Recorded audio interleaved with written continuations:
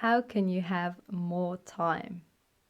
Such a big question, such an interesting topic. In today's episode, I'm going to share 3 key tools that can help you to craft more time for what matters for you. Because we all have 24 hours in the day, 168 hours in the week. So it's a matter of looking, how do you spend that time? And do you spend that time on what's important for you? Number 1 tool is around taking ownership. You might have already heard the expressions to take ownership, to take responsibility for what's important, but do you actually apply this? There are 2 different types of mindsets: victim mindset and ownership mindset.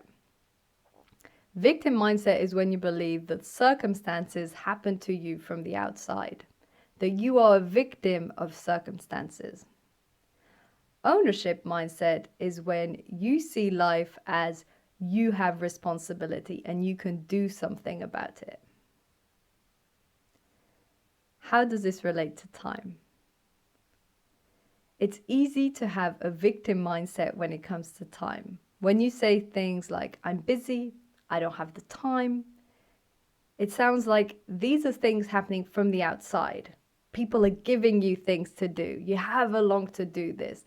There's nothing you can do about it. You're a victim of all this busyness. If you take 2 seconds to think about it, you know that's not true. You know that you're not a victim of time, because time is your essence. You are time. As you're living, this is what time is. It's not something you can be a victim of, lack. So taking ownership for your time is acknowledging that how you spend your time is a choice. You can choose what you spend your time on. You might feel that you have obligations, that surely you can't just choose how you spend every day. Otherwise, maybe on a Monday morning, you would choose to lie in bed until noon instead of going to work and to those meetings. The thing is, you can choose. Maybe you'd lose your job. That's still a choice.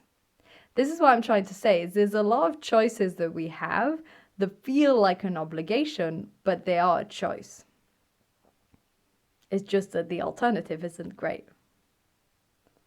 And so we feel obliged to take that choice. You might wonder how all of this is linked to having more time. You might think, okay, great, I get it. I have to, acknowledge that I'm taking ownership of my time. How does this help me to craft out more time? Here's what happens. When you stop to think of time in a victim mindset and take ownership, you will start to put boundaries in place and think, no, this isn't how I want to spend my time. You will start to dedicate time to what's important for you. You will start to shift things around in terms of priorities. You will stop being as much of a people pleaser. Again, boundaries higher up, and be more assertive. You will begin to delegate. You will simplify things in your life. You will change things around because you will see that you are the pilot and that you can make those decisions. And then you'll think, I don't want to spend my time this way, and you'll shift it. Another important aspect of time is not thinking of it in terms of scarcity. And when you say, I don't have enough time, you have a scarcity mindset. The scarcity mindset is when you believe there isn't enough of something. And this creates desperation, it creates rush, it creates stress. And instead, I invite you to have an abundance mindset around time and to think of it in the words of, there's always enough time for what's important for me. I have several affirmations that I use that help me to shift my perspective on time. One of them is, there's always enough time for what's important. Another one is, there's always enough time for a conversation, because I believe that I want to prioritize important people in my life or conversations and people I meet. And so I never want to feel rushed and like I can't fit in a conversation, because these things are important for me. Basically, you find time for what matters, if it truly matters.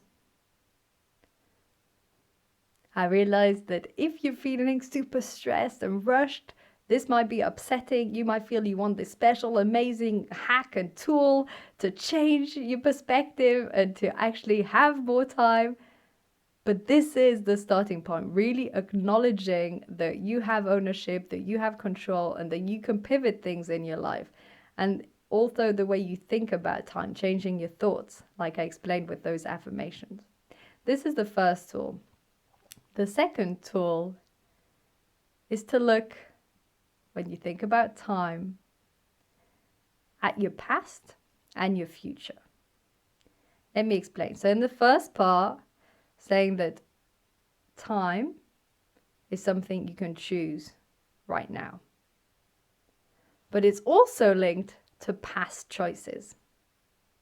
For instance, you might be in a meeting and thinking, what am I doing in this meeting? This isn't how I want to spend my time.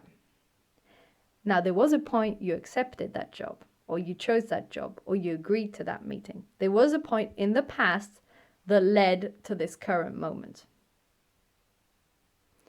And I guarantee that everything you're doing, every second of the day, is either a result of a choice you're making now. You choose right now to get up and eat, for instance, or to listen to this podcast. This is a choice you're making right now. Or it's linked to a past choice. You agreed to a meeting beforehand. You agreed to this job. You agreed to have this dinner or lunch. You agreed to do this appointment. Think about it. How you spend your time during one day. I guarantee every single minute is linked either to a current choice or to a past choice. So if you take ownership in that past moment and you realize that when you accept this project, it will take up X amount of time in your future, you're taking ownership. And then when this happens in your future and you suddenly think, oh, now I have all these meetings because I agreed on this project, you won't have the victim mindset, because you know that when you took that decision, it would probably lead to that.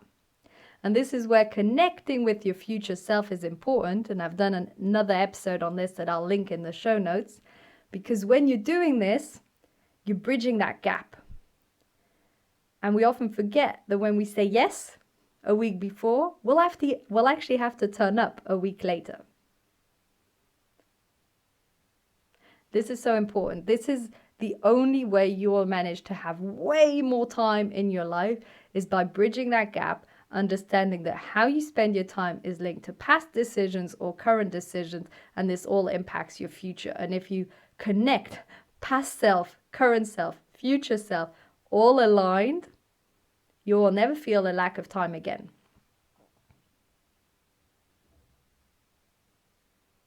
I'm just letting it sink in. See if you can put the pieces together. This is super, super powerful. And if you really reflect on how you spend your time during the day, you will start to see these patterns and it will shift the way you think. Okay, so the third tool is around energy management. All time isn't created equal. And if you have a lot more energy, you will be able to do things faster, more efficiently, more calmly, more clearly, and it will take up less of your time. So by managing your energy, you're managing your time. And this is where priorities come in again. Prioritizing your health, your exercise, a good night's sleep, instead of cramming in as many hours as possible. This is one of the key tools that shows up time and time again in the question of time management. Because energy management is really what creates that time and that space. Though things like single tasking instead of doing multiple things, things like meditation. Isn't it ironic that spending half an hour in the morning doing nothing creates more time in your day because you're more focused, because you're more clear, because you're less emotional, so you can make decisions more effectively, so you don't spend time and mental space on decisions. Though this is also hugely powerful energy management. And I will also put some links in the show notes to a couple of episodes I've done on energy and one that I did on Pareto and Parkinson law that can help you to do more things in less time. I won't dive into this now, but I will put the links in the show notes. I hope today's episode has been useful for you. To summarize the key points, take ownership of how you're spending your time now.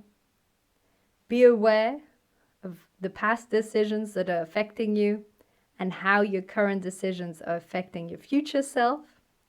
And manage your energy in order to create more time in your life. If you've enjoyed today's episode and you want to share it to the world, share it with a friend or a family member and leave a review on Apple Podcasts or Spotify. This really, really helps the podcast and it means the world to me. I highly, highly appreciate if you leave a podcast review. That would be amazing. So thank you so much and thank you for tuning in today and wishing you a wonderful, wonderful day ahead.